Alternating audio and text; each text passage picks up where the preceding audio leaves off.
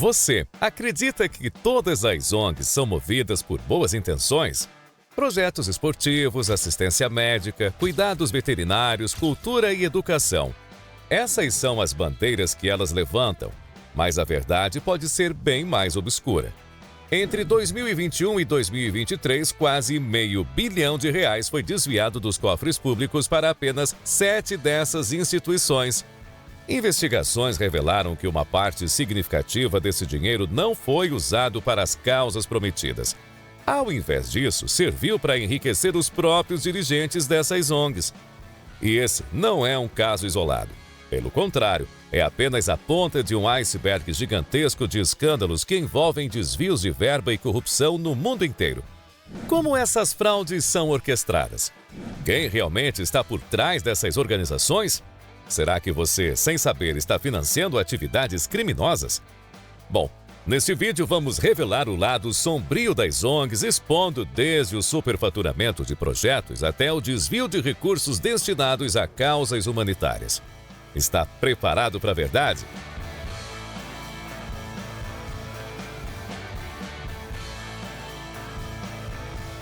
Nota de esclarecimento. Antes de começarmos, é importante destacar que existem muitas ONGs sérias e comprometidas que desempenham um papel vital em nossa sociedade, promovendo o bem-estar social e ajudando milhões de pessoas. Este vídeo, no entanto, é baseado em uma reportagem especial da UOL intitulada Farra Milionária, ONGs usam laranjas, serviço fantasma e superfaturamento, que revela um lado sombrio de algumas organizações que se desviaram de seus propósitos iniciais. O link para a reportagem original estará na descrição do vídeo. Entre o período de 2021 a 2023, 7 ONGs receberam R$455 milhões. Esse dinheiro veio por meio de emendas de pelo menos 33 parlamentares, quase todos do Rio de Janeiro, e deveria ser usado em projetos esportivos de qualificação profissional e castração de animais no estado. A reportagem do UOL cruzou dados dos relatórios finais sobre os projetos feitos pelas ONGs e de notas fiscais com a efetiva entrega pelas empresas. Em diversas ocasiões, o que saiu dos cofres públicos não bate com o que a ONG apresentou de resultado. Um exemplo disso é a ONG Instituto Carioca de Atividades, o ICA, que recebeu aproximadamente R$13 milhões, mas cujos gastos excedem em muito as necessidades dos 1.136 inscritos. Por exemplo, a ONG comprou 1.320 bolas de futebol por impressionantes R$156 mil. No entanto, segundo os próprios relatórios da organização, apenas 328 alunos estavam matriculados nas aulas de futebol, o que dá 4 bolas por aluno.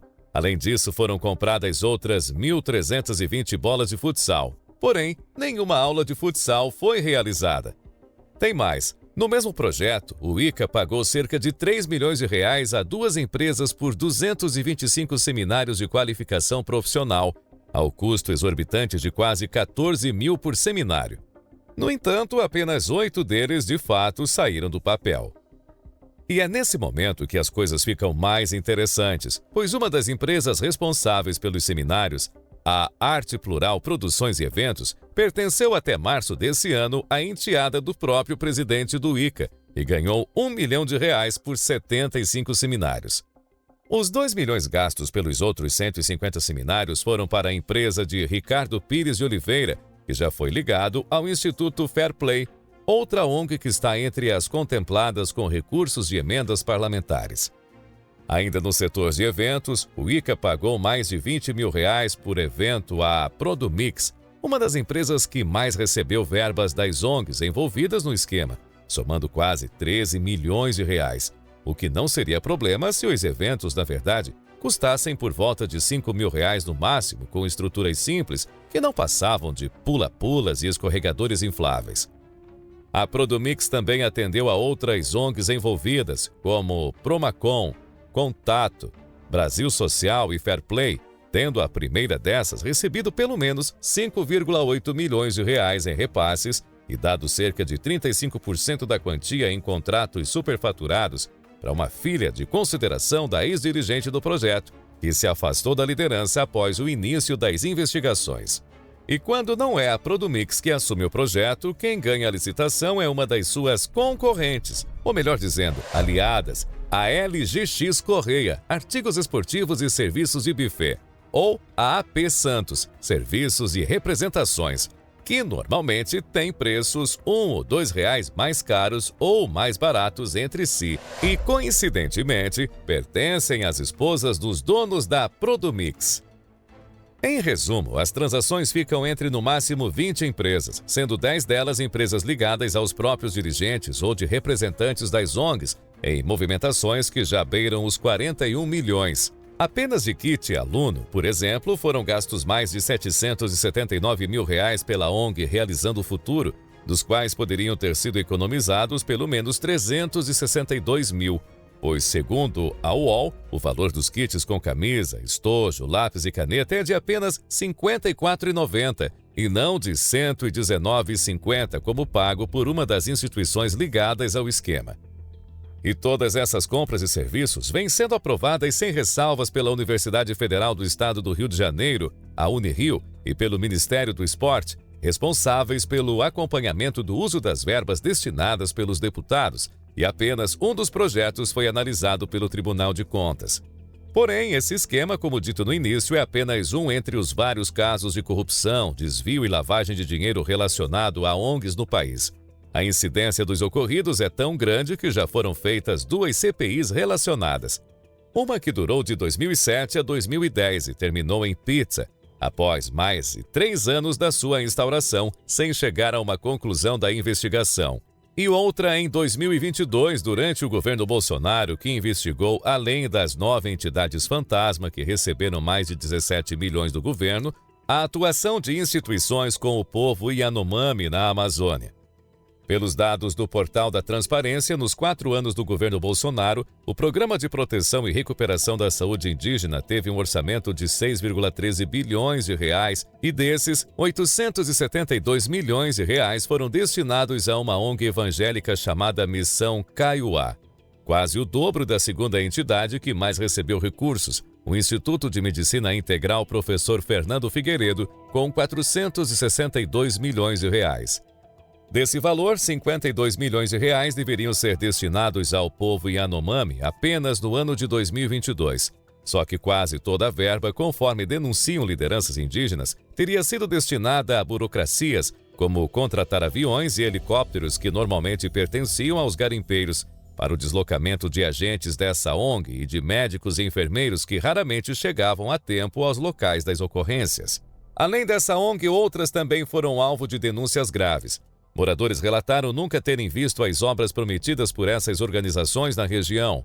Além disso, surgiram acusações de roubo de minérios e outros recursos das terras indígenas destinados à venda no exterior. Há também evidências de aparelhamento das ONGs e casos alarmantes de biopirataria, onde recursos naturais e conhecimentos tradicionais são explorados ilegalmente. Mas os casos envolvendo desvio de verbas dos povos indígenas por meio de ONGs não é um assunto novo. Coisas como essas já eram denunciadas, por exemplo, no ano de 2008. Essas ONGs usam o índio como chamariz para botar a mão nos recursos milionários da Funasa destinados à saúde indígena. Já se sabe que pelo menos 75% desses recursos conveniados são torrados para pagar diárias, transportar burocratas ou são desviados por oportunistas. Só 25% são usados realmente em ações de saúde dos índios, denunciou na época o deputado Valdir Neves, PSDB do Mato Grosso do Sul. Mas usar uma comunidade em específico como meio de atrair doações e depois não as repassar não acontece apenas no Brasil. Nos Estados Unidos é possível ver uma abordagem semelhante, mas utilizando-se da comunidade negra por meio da Black Lives Matter Global Network Foundation. Famílias de negros mortos em ações policiais, às quais dinheiro havia sido prometido pela organização, nunca chegaram a recebê-lo. Em abril de 2021, a mãe de Breonna Taylor, uma jovem morta pela polícia no ano anterior, chamou Black Lives Matter de fraude e desabafou. Abre aspas.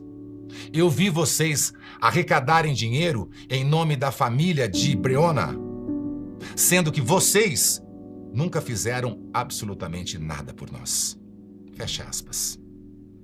Em março de 2021, as mães de outros 2 jovens negros mortos pela polícia norte-americana, Tamir Rice e Richard Richer, publicaram uma nota oficial em que, após citarem nominalmente uma série de lideranças do movimento, pedem que a Black Lives Matter Global Network precisa se distanciar, recuar e parar de monopolizar e capitalizar a nossa luta por justiça e direitos humanos.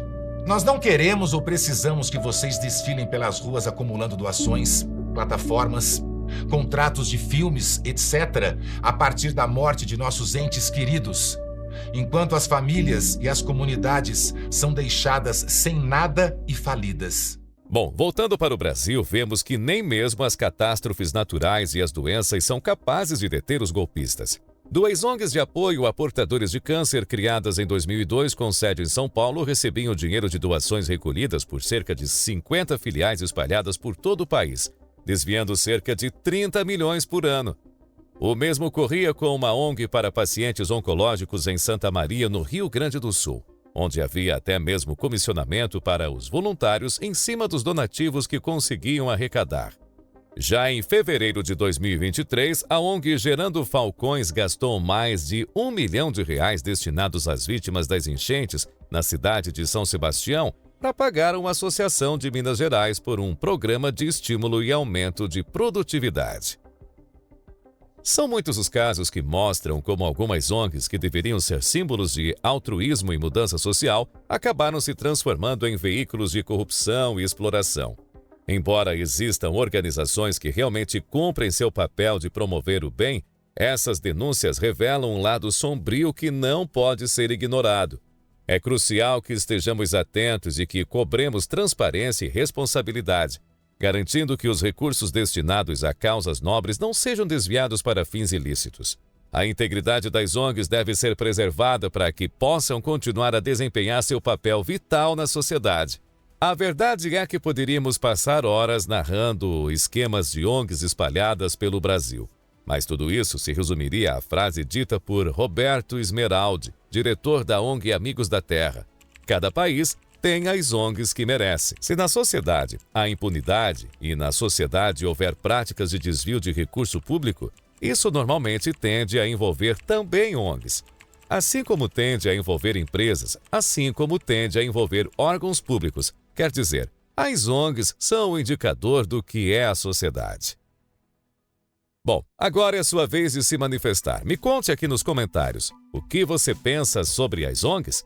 Quais são as suas experiências com esse tipo de instituição? Aproveite e se inscreva no canal, ative as notificações e deixe o like no vídeo. E nós escolhemos esses 2 outros vídeos aqui para você. Clique em um deles e nos vemos lá. Um grande abraço, fique com Deus e até o próximo vídeo.